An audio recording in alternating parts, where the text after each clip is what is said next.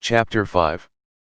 Giancarlo soon afterward garnered a career slot as a teller at the Commerce Crossings Bank. The Giaconetti family held a large share of preferred stock in the bank. Through the auspices of his papa and his papa's business associates he'd been made a teller. He relished wearing a starched white shirt and a thin black necktie as he enjoyed counting such big piles of money as he himself aspired to earn. Yet, so often he'd also longed to be strolling on a beach in bright sunshine. The day would come, so he'd hoped, when he should be a rich man able to do so of his own accord. Moria greeted him at the door to their apartment. "Giancarlo, sweetheart. How goes it at the bank?" Exalted by her buoyant enthusiasm, he told her, "Isn't this some fine paycheck? $112 clear. In time to come there'll be a lot more money. Trust me." Fingers to her forehead for good luck, Moria blessed herself with the sign of the cross. Work weeks flew by rapidly for Giancarlo. Only 4:30 in the afternoon each workday, and still plenty time left for playing with the twins, and later, at night, making love with their mama. In the mornings their apartment vibrated with the sounds of their daughter's happy laughter, causing Giancarlo's heart to fly upward into his throat over the happiness it brought him. Once a month at 7 p.m. sharp he'd leave their apartment to attend a board of directors meeting at the bank, where he filled in as a substitute keeper of the minutes. What good things must lie ahead for him? Only time would tell. He felt only too happy to wait to see. He remembered what Papa Rosario had advised him repeatedly: befriend the president of the board of directors at the bank. You owe your good fortune to Macy Pleenaman. He'd hired you.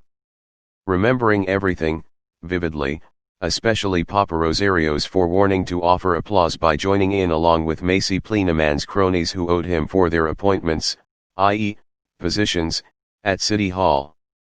Downtown, Giancarlo once saw Macy Pleenaman glowing brightly as he lay back in a barber's chair for a shave at the Barbarossa Brothers barber shop, pontificating about the possibility of the bank turning taxes held in escrow into Dutch Krugerrands.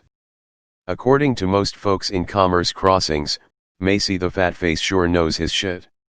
Macy also knew, as everyone else in town also knew, that he knew all about building supplies and the deep discounts he'd secured at his brother-in-law's Blue Diamond Lumber Company.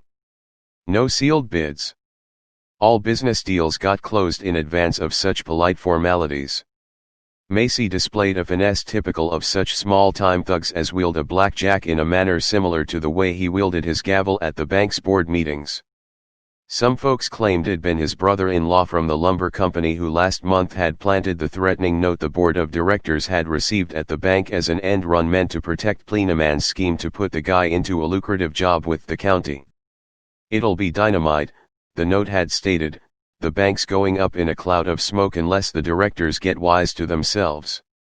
Ultimately, a few astute observers thought that Macy Pleenaman had been too quick on the trigger by placing blame for this threat on hotheads still miffed over last year's block party, meaning the folks that had gotten the worst sites for their confectionery stalls. Other townspeople suspected that the threatening message had been mailed by Grinder O'Toole, the stoker of the coal furnace and taker-outer of its ashes at the residence of the Fat Face in Fine Street. Grinder also was the guy on Macy's private payroll who kept tabs for him on the whereabouts and movements of Pleenaman's associates. As silent as a tenpenny nail, the look of absenteeism widened on Grinder's face at the bank's board of directors meetings as he served coffee and sandwiches. Grinder fit right in with this crew as he dressed in tweed trousers and tweed coat, the same as the 7 gray hairs gathered round the long table in the bank's boardroom.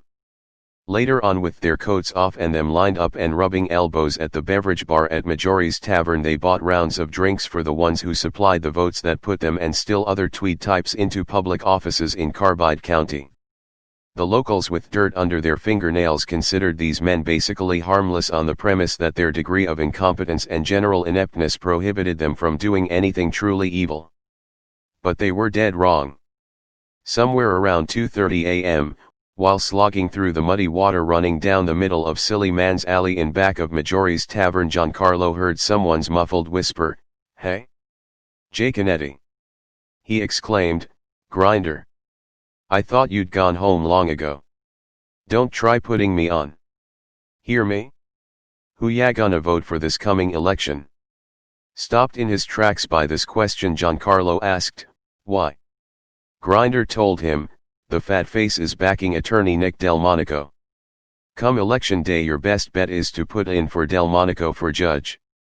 Grindr took a single step backward and disappeared into the shadows. Ruining developments ongoing in local politics, Giancarlo realized that this year big trouble was brewing. Macy the fat face got himself cornered and remained unable to get himself out of it due to some floozy's public accusation that he'd groped her at a church picnic.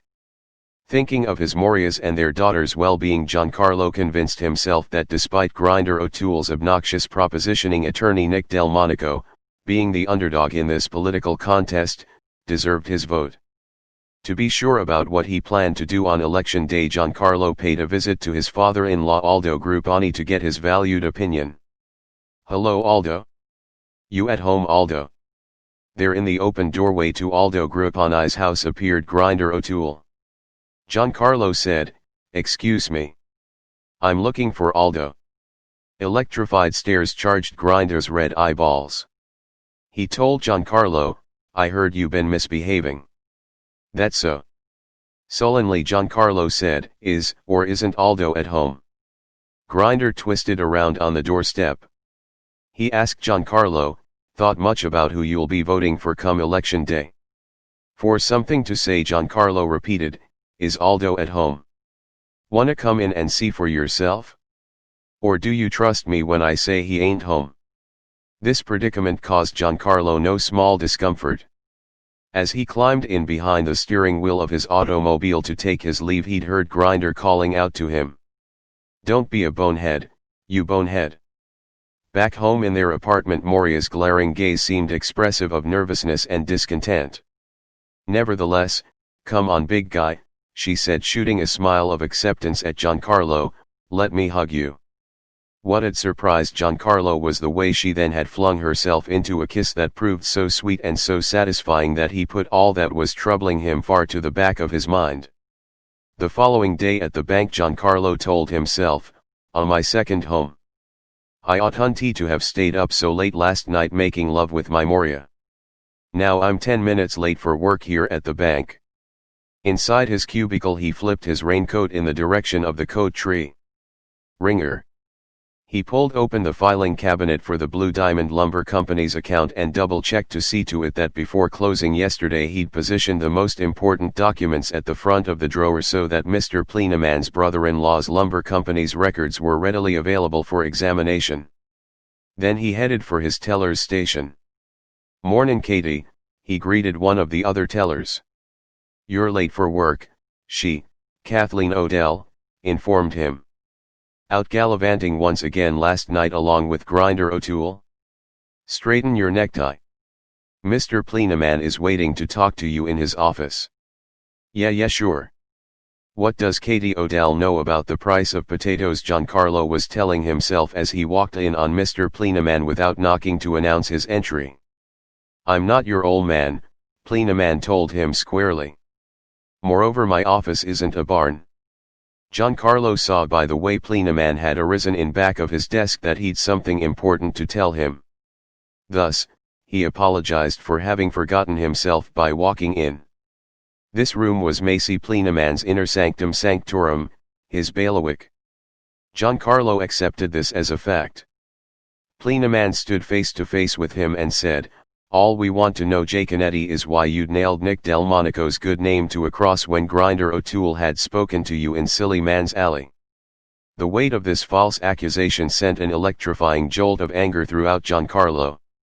Pleenaman told him, "If you think we're kidding, then you have another thought coming." "Your apology, Jaconetti? Let's have it." Giancarlo told him, "Go fuck yourself."